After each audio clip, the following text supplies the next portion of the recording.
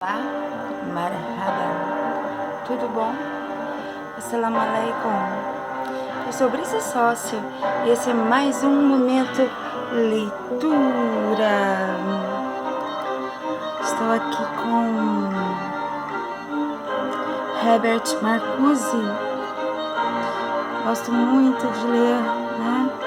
Tradução de sua obra. Dessa vez com Herbert Marcuse, Anticapitalismo e Emancipação. Tá? Isabel Loureiro. Um intelectual é alguém que se recusa a fazer compromissos com os dominantes. Tá aí uma frase de Herbert Marcuse. Vamos ver aqui, eu já li uma parte desse, tá? Agora eu vou continuar aqui na página 11. A grande preocupação de Marcuse, a partir do pós-guerra, né, depois da Segunda Guerra Mundial, é com uma teoria do sujeito, um novo sujeito histórico, pois o velho sujeito revolucionário, a classe trabalhadora, estava integrada à sociedade de consumo. Então, a teoria do sujeito é com uma teoria do sujeito, tá? Então, a classe trabalhadora já, né,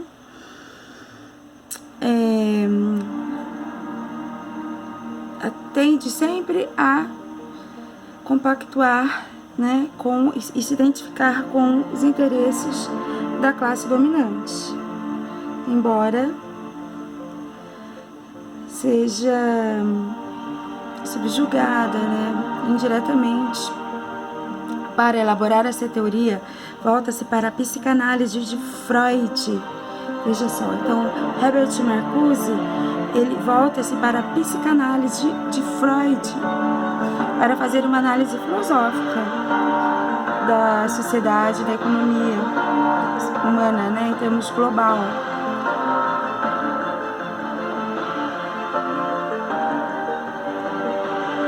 Saúde, um suquinho de uva.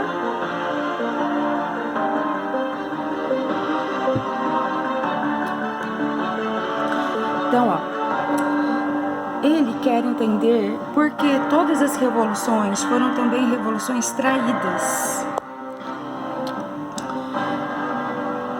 Tá? Então, numa entrevista de janeiro de 1971 na televisão da Baviera, ele assim explicou essa ideia.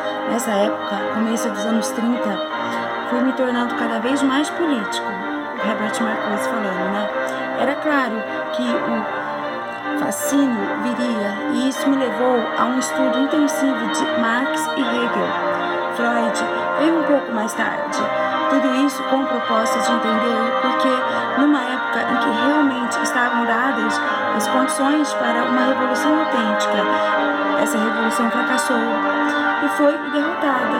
As antigas forças voltam ao poder e tudo recomeçou numa forma ainda pior, ele diz.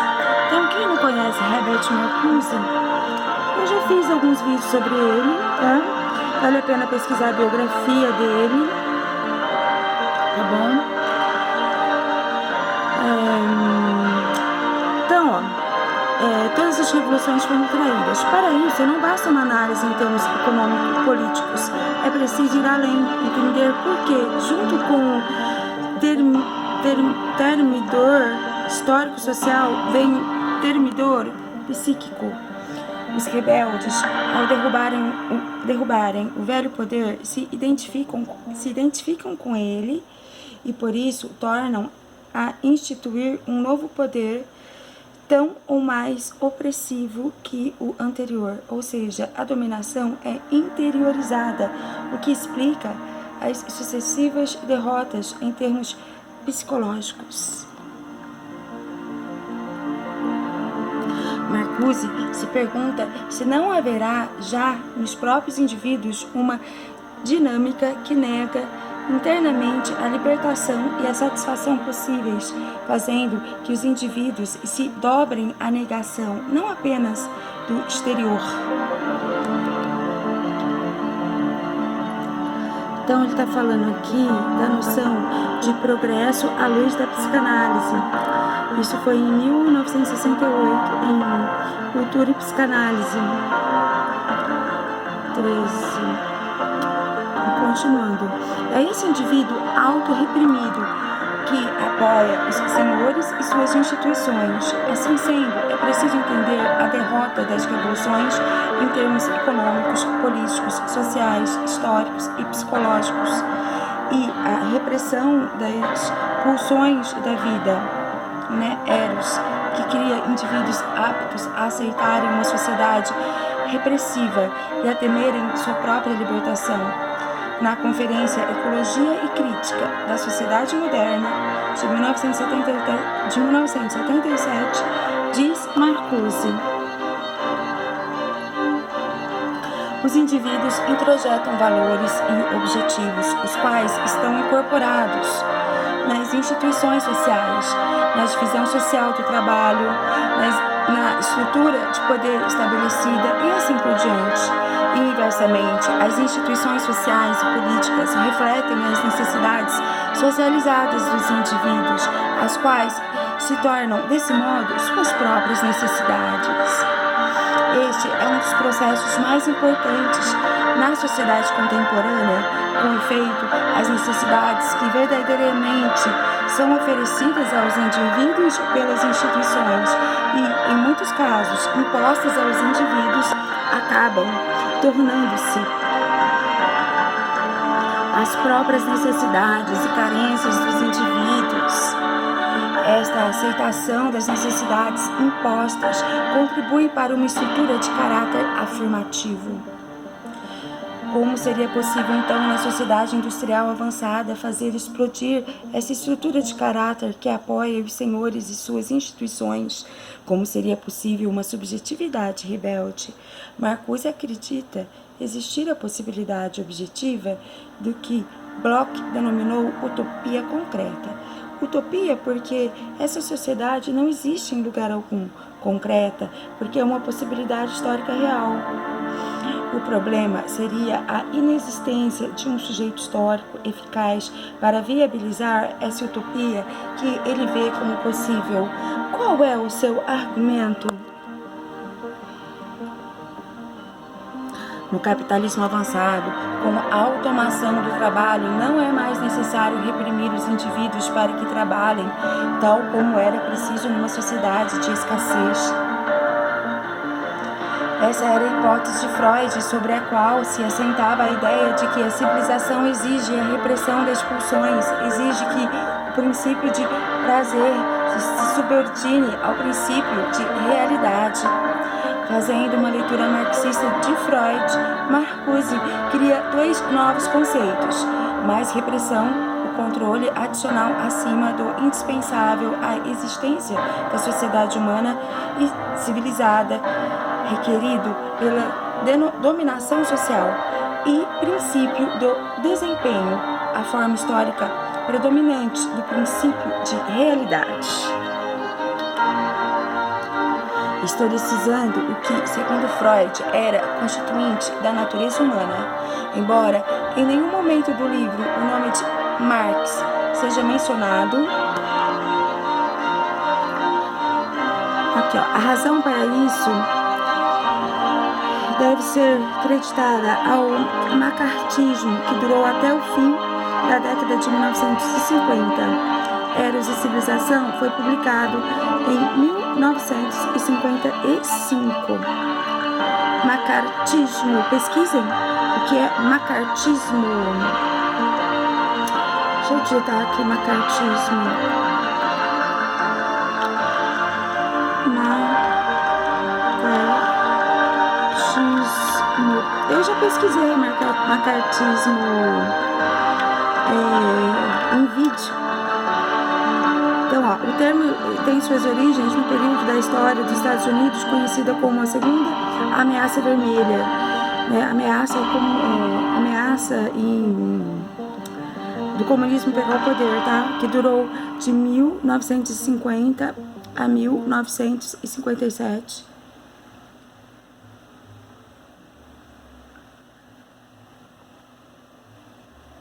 Saúde. Então, esse período, né, foi caracterizado por uma acentuada repressão política aos comunistas, assim como por uma campanha de medo à influência deles nas instituições estadunidenses e a espionagem por agentes. Tá bom?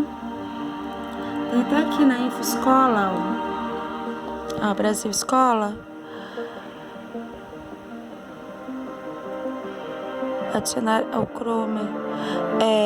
No âmbito político, a perseguição aos comunistas ganhou um relevante espaço através das ações empreendidas pelo senador Joseph Raymond McCarthy por meio de discursos inflamados e diversos projetos de lei. Esse estadista conseguiu aprovar a formação de comitês e leis que determinavam o controle e a imposição de penalidades contra aqueles que tivessem algum envolvimento com atividades anti-americanas. Gente, eu não sou anti-americana, tá? Por favor. Mas eu gosto de entender bem, né? Pra gente não ser tão passivo, tão dócil, assim, eu sou dócil também, mas assim, tão subordinado, de uma forma tão resignada, né, à dominação externa. Então é sempre bom, né, a filosofia, ler textos filosóficos, né, para dar ferramentas para analisar a nossa situação do povo, né, como se encontra o povo. Então, continuando aqui, né? Eu falei que é macartismo, que ele cita. Então, Marx seja mencionado. Então, em nenhum momento no livro dele, né, o nome Marx é mencionado, tá bom?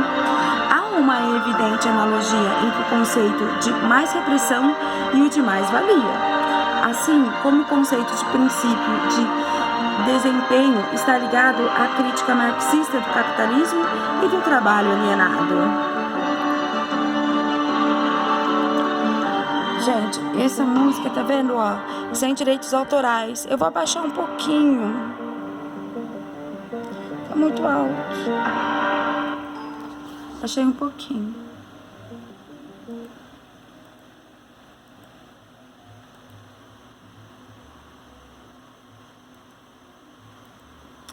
Continuando, então. Ué,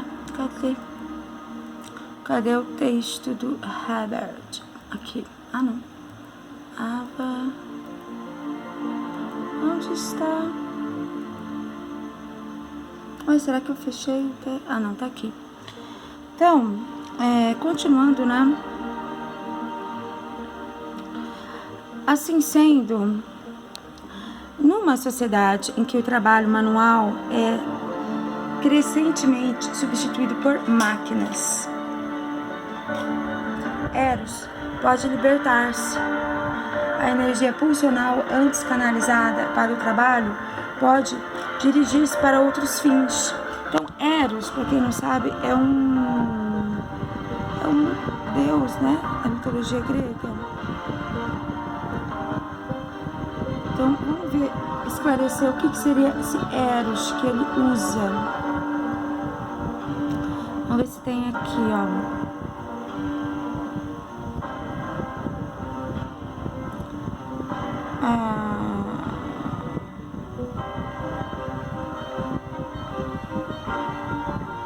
Talvez tenha numa nota de rodapé.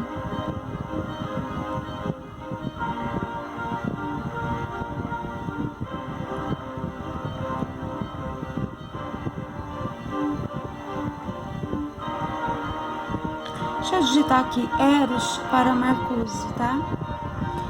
Eros para Marcuse.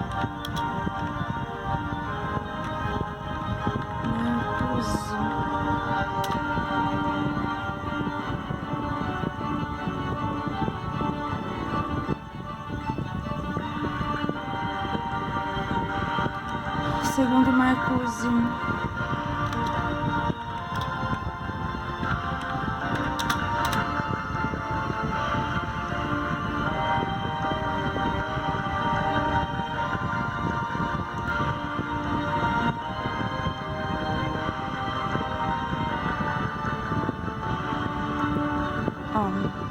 Talvez aqui esclareça, tá vendo?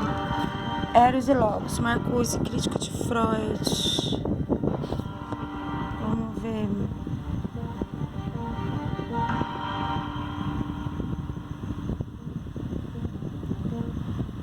Bom,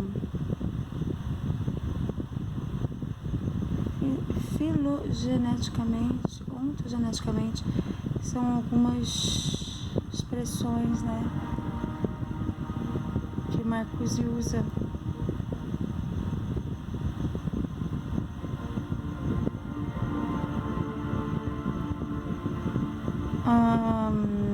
Os indivíduos adaptarem a sociedade ao domínio social. Bom, eu tinha visto isso, eu dei uma esquecida. Eu esqueço um pouco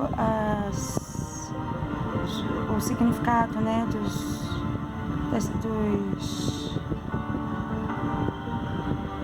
arquétipos, né, dos deuses gregos.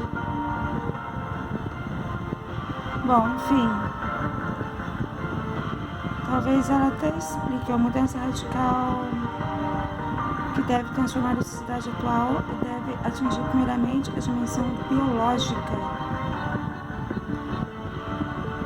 Continuidade do progresso deve romper-se, fazendo surgir novas necessidades. Nossa, biológica. Ó, quer ver? Olha que interessante isso, ó. Para Marcuse, tá? A mudança radical que deve transformar a sociedade atual deve atingir primeiramente a dimensão biológica. Para ele, terão de mudar a atual direção e objetivos para se formarem veículos de libertação. Bom, depois eu vejo aqui o que seria então esse Eros. Quem foi Eros? Eros. Mitologia grega.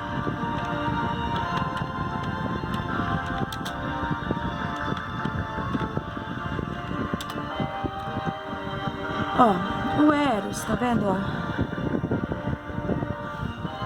O Eros, o deus Eros é o deus da paixão, do amor e do erotismo na mitologia grega. Sua principal função era unir as pessoas por meio de suas flechas mágicas. Esse deus representava o amor verdadeiro e na mitologia romana ele é chamado de Cupido.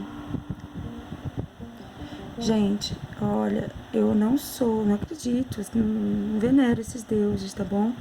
Eu sou muçulmana, mas a gente precisa muitas vezes ler sobre isso para poder entender, porque os arquétipos, né? Quem não souber o que é arquétipo, pesquise, tá?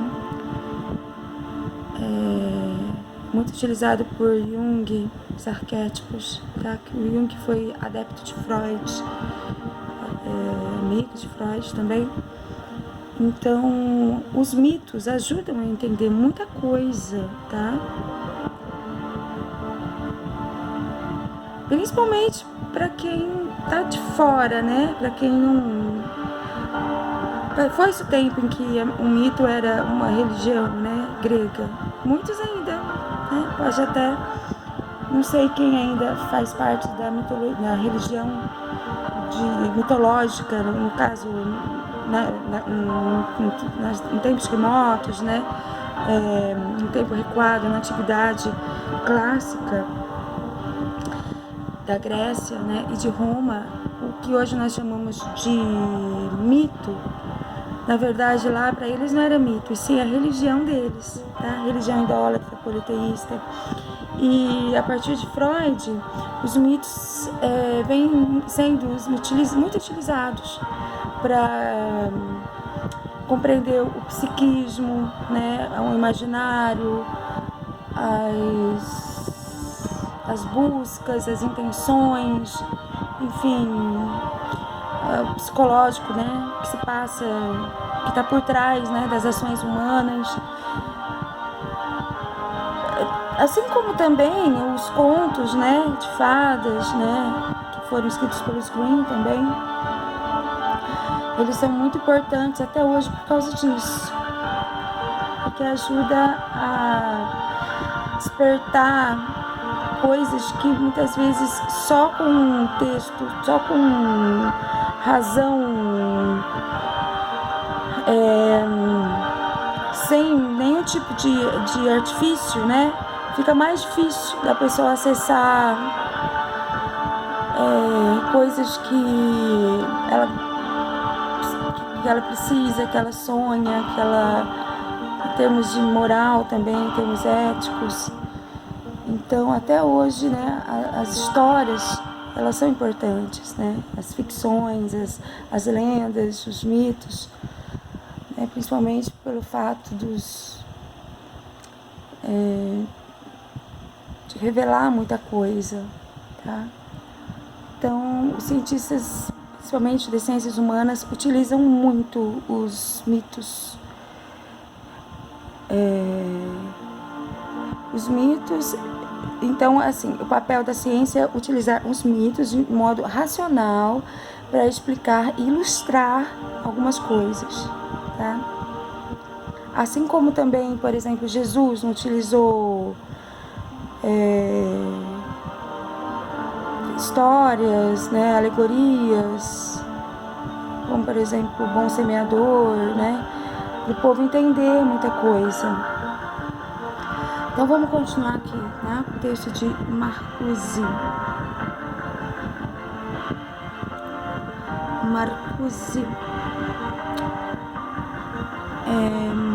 Então, assim sendo, uma sociedade em que o trabalho manual é crescente, substituído por máquinas, Eros pode libertar-se. Então, né, essa energia, acho que é sexual mesmo, né?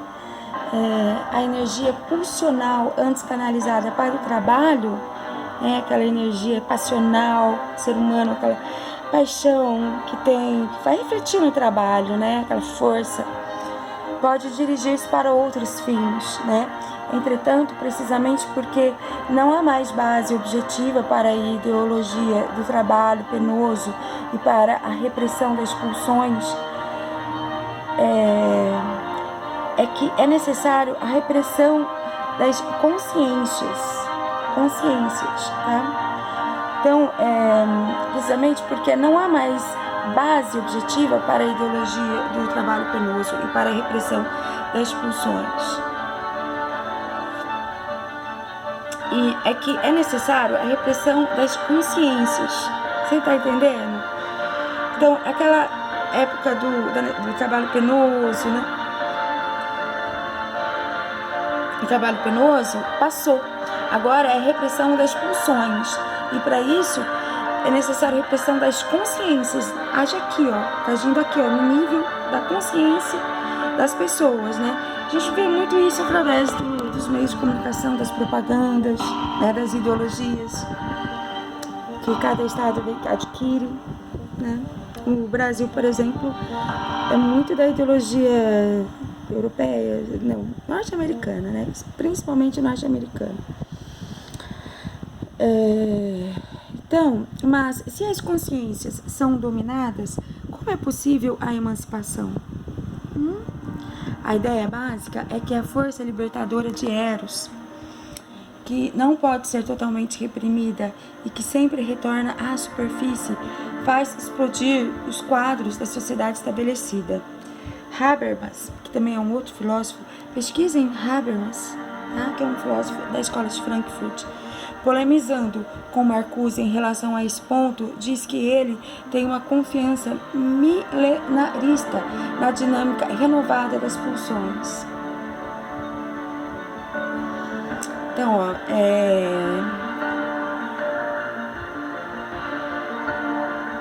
Então, polemizando com Marcuse em relação a esse ponto, né? a força libertadora de Eros, né? Tem uma confiança milenarista na dinâmica renovadora das pulsões. O que é milenarista? Não é de hoje que Eros liberta, né? Então,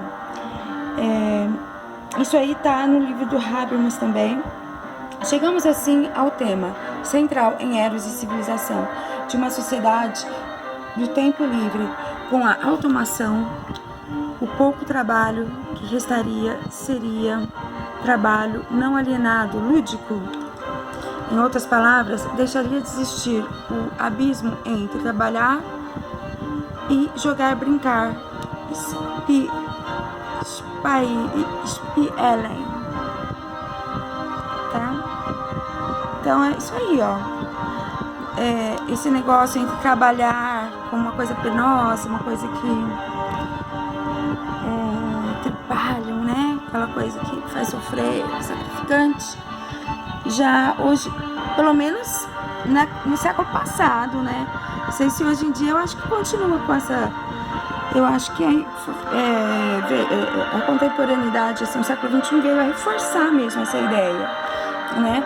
Então, o jogar, brincar tem seu fim em si mesmo, não é um meio eficiente para se atingir um fim diferente do próprio meio, entendeu? Então, Marcuse inspira-se nessa ideia de Schiller.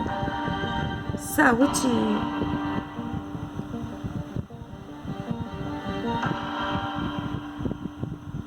Schiller, expostas nas cartas estéticas para a educação da humanidade, tá? O Schiller, de quem é Schiller?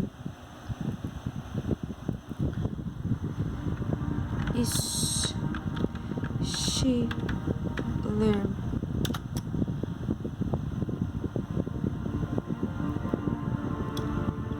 Quem é?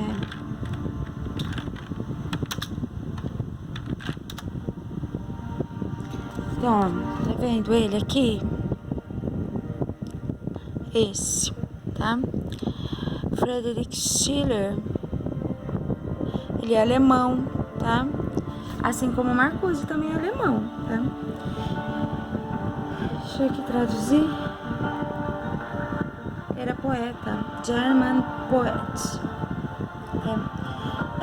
Johann Christoph Friedrich von Schiller. Ele nasceu em 1759 e morreu em 1805. Schiller. Ele foi um alemão, né? Poeta. Ele foi filósofo, médico, historiador, dramaturgo. Schiller. Então, o Marcuse leu Schiller, né? E durante os últimos 17 anos de sua vida, de 1788 a 1805, Schiller desenvolveu uma amizade produtiva, embora complicada, com o já famoso e influente Johann Wolfgang von Goethe. Tá? Eles discutiam frequentemente questões relativas à estética, e Schiller incentivou Goethe a terminar os trabalhos que ele deixou como esboços, tá? Então, Schiller deixou para Goethe terminar os seus trabalhos, tá? Esse relacionamento e essas discussões levaram a um período agora denominado classes. Bom, vamos deixar o Schiller para depois, muito curioso, tá? Muito interessante, tanto que o próprio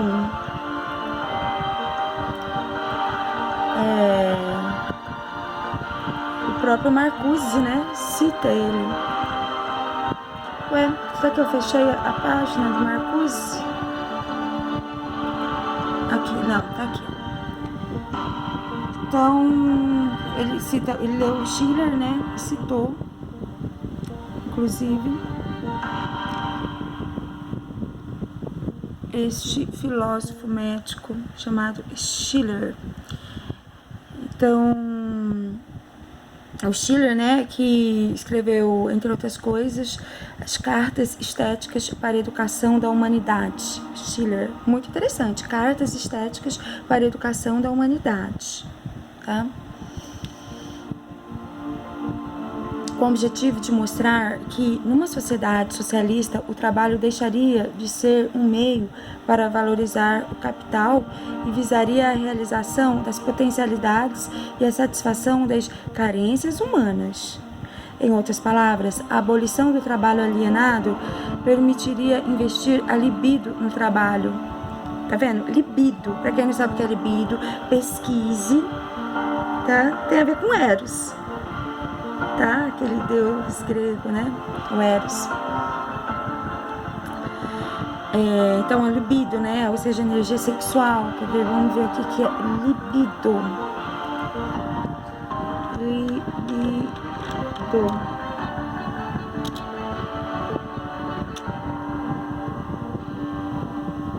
Ó, o que é libido, né? Como origem do latim, a palavra libido significa desejo e atualmente é bastante relacionado ao desejo sexual. Tá vendo? Opa, tá em inglês. Person's overall sexual driver. Vamos ver, ó. É o desejo sexual global de uma pessoa ou desejo de atividade sexual. É o desejo, né, da atividade sexual. A libido é influenciada por fatores biológicos, psicológicos e sociais. Então vamos lá, continuando. Então, ó, em outras palavras, a abolição do trabalho alienado permitiria investir a libido no trabalho, que se tornaria assim trabalho lúdico, e nas relações sociais, o que transformaria a vida num jogo estético erótico em que os sentidos humanos não seriam moldados pela forma mercadoria. Numa sociedade sem repressão das pulsões, a gratificação erótica seria inerente a toda a vida social. E ocorreria a reconciliação entre os seres humanos e a natureza, a qual deixaria de ser mera matéria que o homem pôde explorar a seu bel prazer, de onde o interesse de Marcuse pela ecologia. Olha que interessante. Então, o Marcuse, ele vai fundo, ó. Então, ó, numa sociedade sem repressão das pulsões, a gratificação erótica seria inerente a toda a vida social, não é? E ocorreria a reconciliação entre os seres humanos e a natureza. Essa é a tese de Eros e Civilização. Entretanto, no prefácio político escrito em 1966 para uma nova edição do livro, reconhece que na sociedade atual não se pode chegar a esse mundo reconciliado. Esse prefácio faz parte do período pessimista da obra de Marcuse, que se iniciou em 1964 com o homem unidimensional. Então, o Marcuse também, os filósofos, né? Tem muitos filósofos classificados como pessimistas, como o Nietzsche, o Schopenhauer.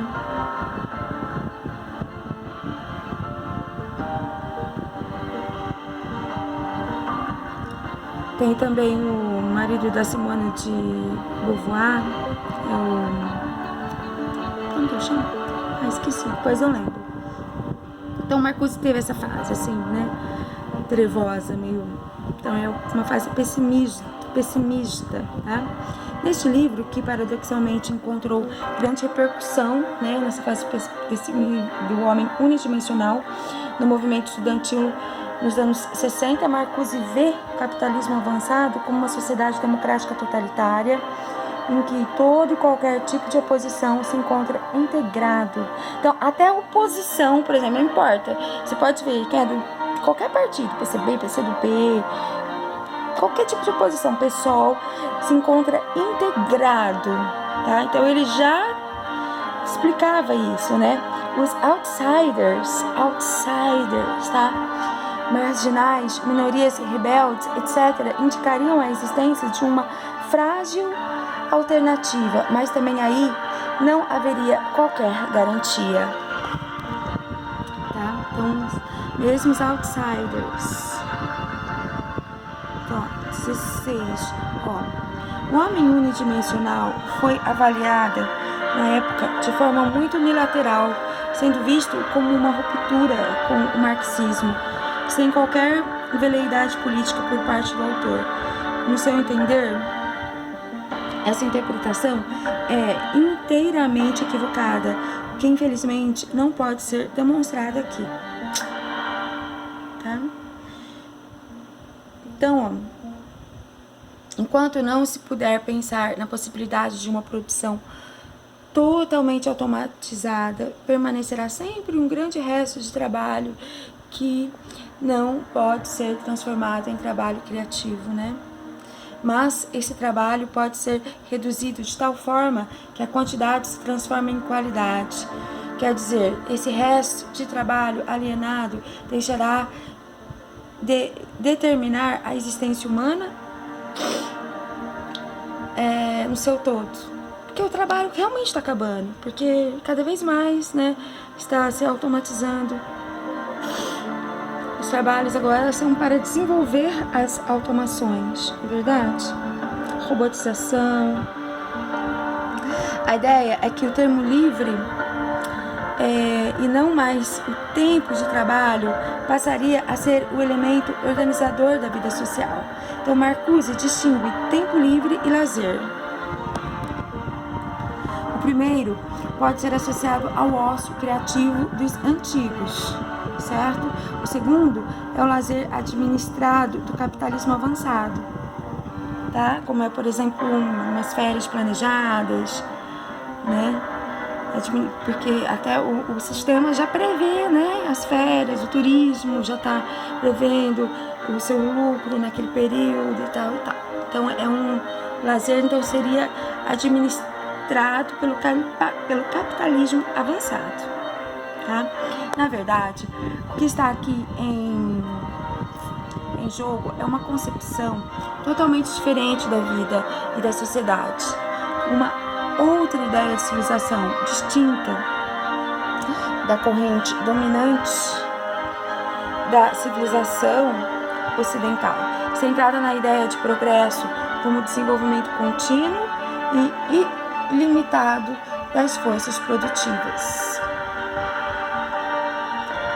Então é uma ideia de civilização distinta, né, dessa civilização ocidental, centrada na ideia do progresso como desenvolvimento contínuo e ilimitado das forças produtivas, que é essa a ideia que temos, né?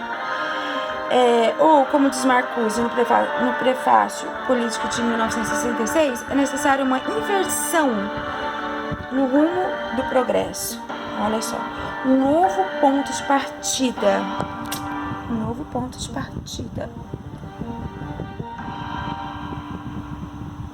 Então, ó, Herbert Marcuse, em Eros e Civilização, né? É um livro da Zahar Editores.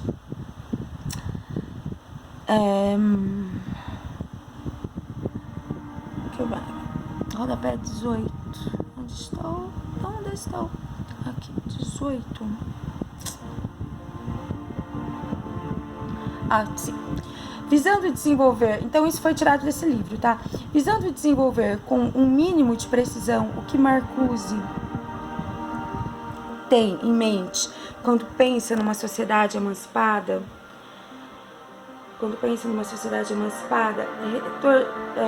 retomemos uma passagem de outra conversa com Habermas, entre outros, tá? Em julho de 1977, quando, ao referir-se ao movimento estudantil, diz... Vamos ver o que ele diz. Foi o primeiro movimento que voltou a pensar a Revolução Socialista como uma diferença qualitativa e a construção do socialismo como uma sociedade qualitativamente diferente, longe do fetichismo das forças produtivas. Nos países capitalistas avançados, as forças produtivas se desenvolveram numa extensão mais que suficiente, se é que não se desenvolveram demais, do que se tratava na época da rebelião estudantil, e do que continua se tratando é de um novo princípio de realidade. Isto não é tematizado por Marx, aparece como um traço, sobretudo, nos escritos de juventude, mas depois desaparece. Então, isso aqui, vamos ver a nota de rodapé 19. Vamos lá. Tá no Jürgen Habermas. Acho que ele chama Jürgen, se não me engano. Mas o sobrenome dele é Habermas. Então ele fala isso pro Marcuse, tá? Então, ó, vejamos com mais cuidado 3 ideias desse trecho. Primeiro, a Revolução Socialista, tal como pensava pelos estudantes, tinha por objetivo uma sociedade qualitativamente diferente, distante do feticismo das forças produtivas. Marcuse questiona aqui a ideia quantitativa de progresso, tá? Progresso, que é essa ideia iluminista, né? Que tem até na bandeira do Brasil. Coisa que a gente tem internalizado, em cada um, né?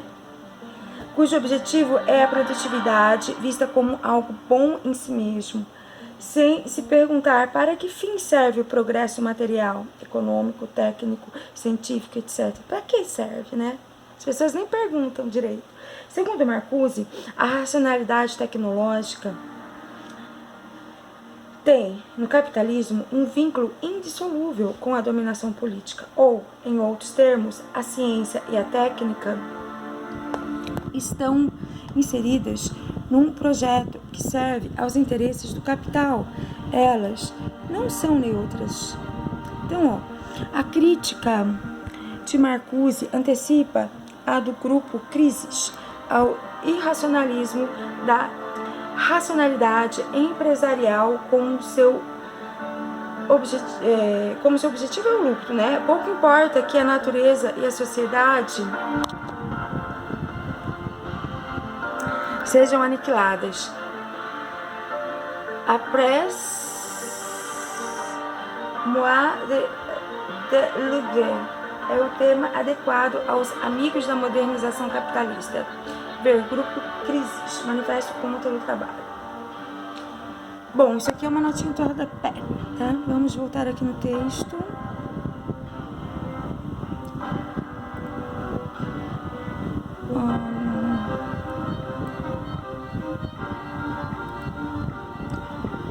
Bom, no projeto socialista de Marcuse, não se trata de aproveitar o aparato técnico-científico do capitalismo, tá? Como se este fosse despido de valores sociais e morais, e como se a ideia de desenvolvimento das forças produtivas pudesse continuar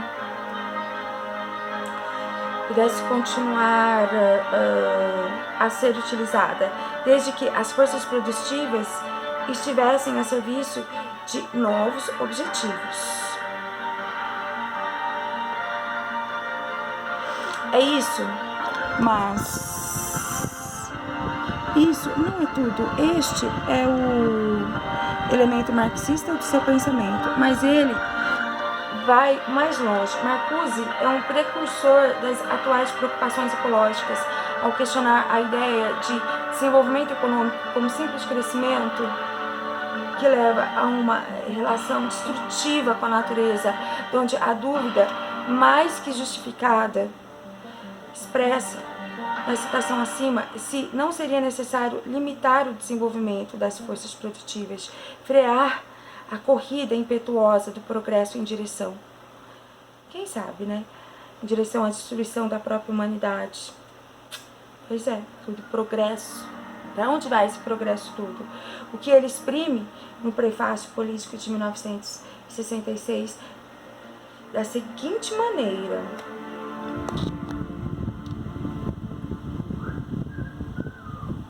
ao passo que as revoluções anteriores acarretaram um desenvolvimento mais amplo e mais racional das forças produtivas nas sociedades superdesenvolvidas de hoje, porém, revolução significaria a inversão dessas tendências, eliminação do superdesenvolvimento e de sua racionalidade repressiva.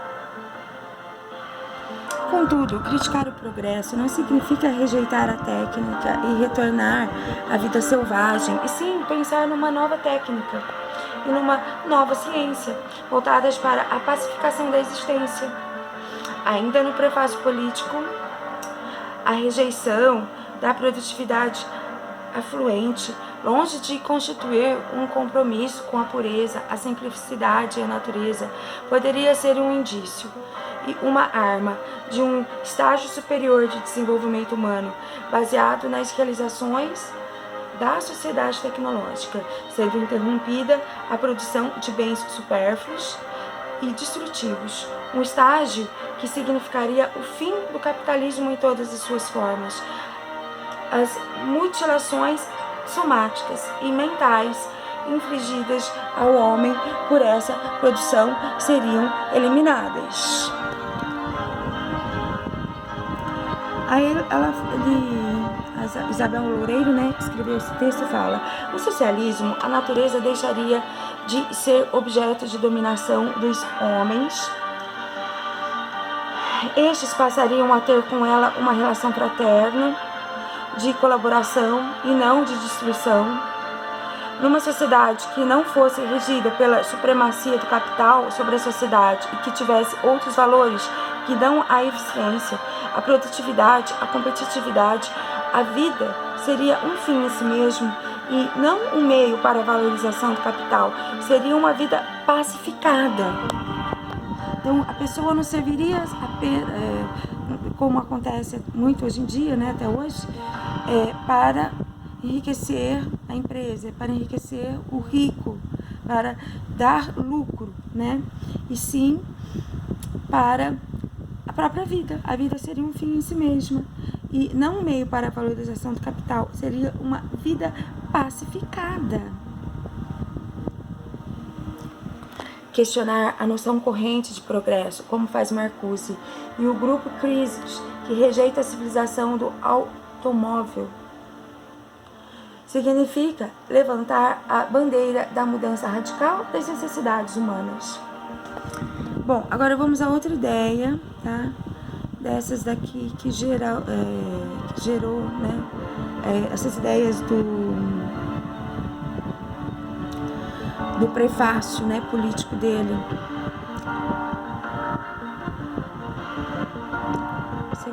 A segunda ideia em que devemos nos deter é a de novo princípio de realidade. O que isso significa? Marcuse utiliza esse conceito de Freud, definindo como a soma total daquelas normas e valores que supostamente governam o comportamento normal numa sociedade estabelecida. No capitalismo, as normas, valores, né, que governam a sociedade estão evidentemente ligadas ao princípio em torno do qual tudo gira, o lucro. As necessidades dos indivíduos, que eles consideram como genuinamente suas, são na verdade impostas pelos interesses do capital, sobretudo a necessidade de consumir o supérfluo. Estão entendendo? Então, Marcuse reconhece que a distinção entre falsas e verdadeiras necessidades, embora problemática, é fundamental para se pensar a sociedade socialista. Numa entrevista, gente, calma, sociedade socialista, todo mundo se assusta, né? Ai, sociedade socialista. Calma, não é que não ameaça o sistema, não, isso aí são ideias, tá? O que seria? Porque são o que é uma coisa que é praticamente necessário para todo ser humano pensar sobre a realidade, para onde a humanidade caminha, sobre o que ela faz, o que cada um faz, para qual finalidade, né? Então, como existe um combate intenso, né, em relação ao socialismo, ao comunismo, então a pessoa, comunista, né? Não é isso, não é isso. O capitalismo, o liberalismo, né, é algo que predomina, né, no Brasil sempre, mas o brasileiro, como ser humano, ele também precisa pensar no que seria uma vida, necessário para uma vida boa, né? Para a atuação como ser humano no mundo moderno, no mundo contemporâneo, tá? Porque se ele ficar só agindo de forma irrefletida, só de forma automática, né? Só no modo automático, nunca pensando no valor de sua vida, né? No que as suas ações e seu pensamento, as suas ações colaboram com ou não com o sistema, se o sistema está precisando realmente dessa mão de obra alienada ainda, né? Ou se os tempos agora são outros, né? De transição, talvez uma mudança, mudança de paradigma, né? Como atualmente se diz muito, né? Então, numa entrevista de novembro de 1972, começando por identificar as falsas necessidades, diz: a distinção entre necessidades verdadeiras e falsas é uma das mais difíceis e, naturalmente, não pode ser verificada cientificamente. Antes de mais nada, a distinção é válida negativamente, na medida em que se pode mostrar que os homens contraíram necessidades que são prejudiciais, que retardam um maior desenvolvimento humano, que retardam a emancipação dos homens, quando não as tornam impossíveis por um largo período. Tá? Então, são necessidades que, na verdade, vão atrapalhar o ser humano, né? Delas faz parte, por exemplo, e aqui, evidentemente, falo apenas dos países industrializados altamente desenvolvidos, a situação é especialmente diferente no terceiro mundo.